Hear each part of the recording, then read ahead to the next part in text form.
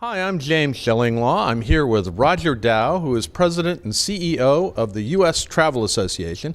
And we just heard from Roger giving the 2020 State of the Travel Industry speech, I guess, or remarks. And we're going to find out all about where the travel industry is today and more on Insider Travel Report.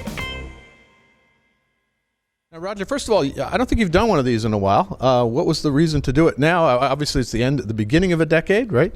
Well, in fact, this is the first time we've done the State of the Travel Industry, and we thought, as you look at other industries that do this, and we're such a big industry, and we're coming off the greatest decade ever, what a perfect time to kick off the next decade of where we're going. Yeah, and it was. And let's talk about the last decade, because you referred to the previous decade beyond that as the lost decade, and now this has been the comeback decade. Talk a little bit about how that happened and what the successes have been.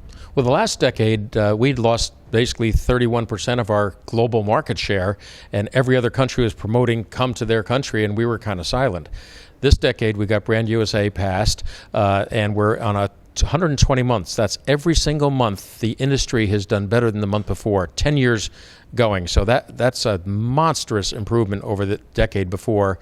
So international, leisure, business, hitting on every cylinder. Although I know that we keep seeing releases where you're talking about the fact that even over a better decade, we have seen losses in market share overall globally, right? Yeah, we're growing in international inbound by about 2%, but the problem is, James, the rest of the world is growing 6 to 8%. So even though we're growing, they're growing faster, and we've lost from 13.7% of market share in 2015 to 11.7% just a year ago. That's like 4 million visitors, $60 billion, 120,000 jobs. So this is serious. Although the numbers as they are pretty good, right? In terms of the spend, the overall employment levels, and that kind of thing, right?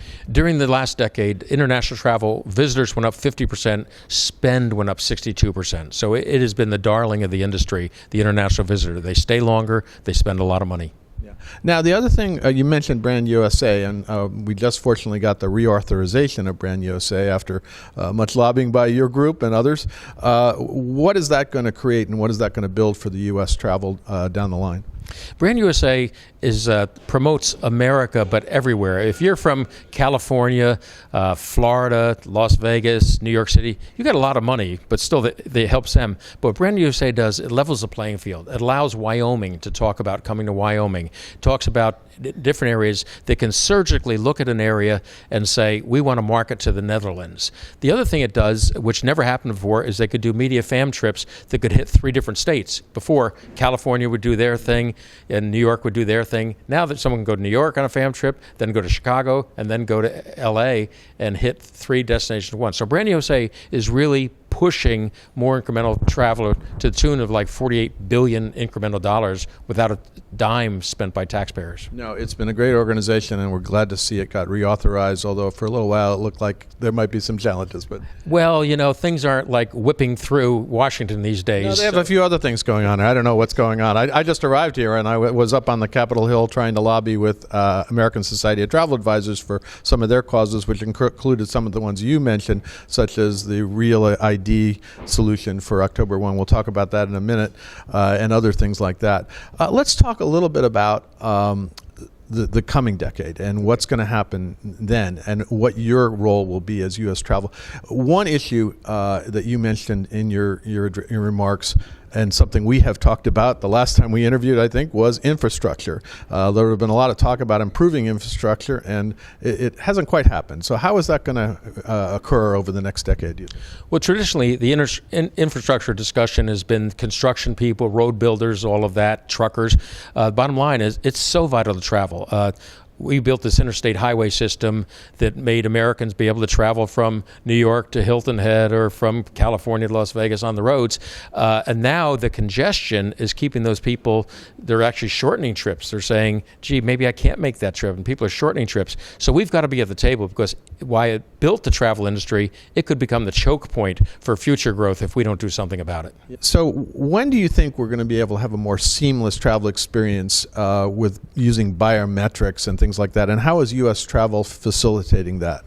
We're working with Homeland Security. In fact, I have a meeting with Homeland Security this week to say how important biometrics is. The U.S. has taken a lead on this. You should be able to walk right through an airport. There's some privacy issues, accuracy issues that we have to make sure as an industry that we demand, but it is coming. It is the future, and we just can't have enough people looking at driver's licenses and trying to decide if James is James and Roger is Roger. Or if that's the right driver's license that is acceptable, right? Well, that's another issue with Real ID. About that, the Real ID, which is coming up October 1, and indeed this was an issue. I was just talking with Congress, with ASTA members, and they are pushing for this. Come October 1 this year, most Americans, 90 million plus, don't understand that this is going to be a problem. We did research a year out, so October 1st, because this October 1st, you're not getting on a plane without a Real ID. And we found out that 57% of Americans had no idea what a Real ID was.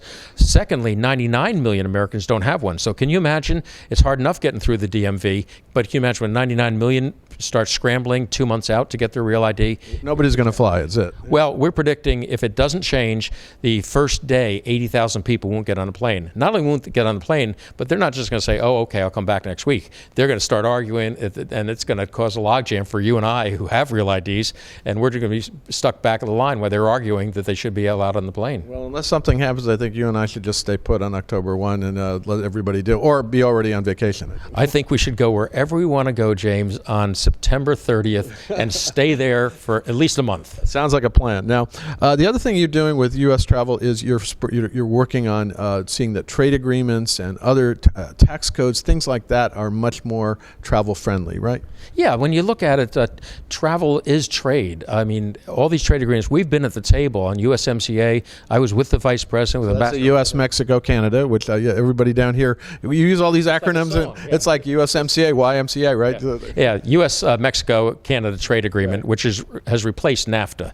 And it's going to have a huge impact on travel, $1.7 billion more. But we've been at the table on these things because travel and trade are so inextricably linked that we have to be at the table.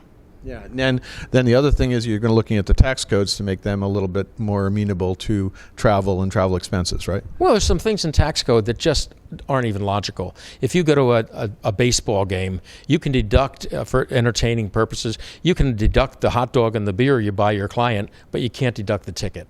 And it just makes no sense.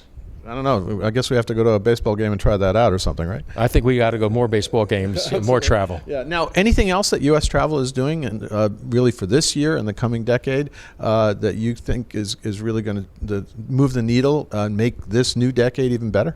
I think the opportunity to add some more visa waiver countries, and over the past 10 years, we've added 12, with Poland being most recent. But the big opportunity is to add Israel, but the really big opportunity is to add Brazil. I was shocked that we didn't have Brazil, because I think they actually added us, so I think it's... They just recently said if you're from America, you can come right in, and we should do the same thing. And if we add Brazil to the as a visa waiver country, it'll probably add another 1 million visitors within a year coming from Brazil, and it's already a huge market. I think most of them be going to Disney, so as I used to remember. Well, they're going to be going the southern states, but the whole country is going to. But if you're a southern state, Brazilians are huge to Florida, Texas, California. Yeah, the last thing I want to talk to you about is something you led with, because it's in the news, and when we come out, I think unfortunately it will still be in the news, is the coronavirus, the impact that is having on U.S. travel going abroad, and obviously Chinese travel coming here. And if you've been in New York and any other place, you realize we are getting a lot of visitation from China, but that's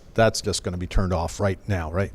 When SARS happened back in 2003, we had 250,000 people from China come here. Last year we had 3 million, to put it in perspective. China is 7% of all the spend of travel, around the country, and it's important. But what no one's focusing on, people are asking me every day, what about Chinese people not coming here? Is that a problem? Yes, it is. But what happens is travel moves. So all the people that would be going to China now have to go somewhere. Mm-hmm. So I think the U.S.'s opportunity is say, come to the U.S., how safe we are as a country. And I think could be a plus for many other people who were planning that trip to China who are now going to go somewhere else, because they're going to take that vacation. It's just a matter of where, and we want them here. And I know there's some U.S. travelers who are looking forward to going to China, and sadly will be disappointed, and they may have to choose here for a little while. I just talked to somebody recently. They said we were going to, not China, but to Vietnam, and they switched their trip to go on a safari. So it's just an example of how people will move. They'll still take the trip. So we got to work hard in travel and travel agents and all that, of talking about come to America. Any other thing you want to get out, message you want to get about what U.S. travel is going to be doing in the coming decade? I think it's just to make sure we have a seat at the table. We're a huge industry. Nothing happens until someone travels. You don't decide what school your kids are going to go to, buy a second home, move a corporate headquarters. Everything is around travel. So we just got to get people to understand, as goes travel, as goes the U.S. economy. Well, Roger, thank you for taking the time to talk about the remarks you just made. Always great to see you down here in Washington, and we look forward to an even better and bigger decade to come for U.S. travel industry. And it will be. Thank you. I'm James Shillinglaw, and this is Insider Travel Report.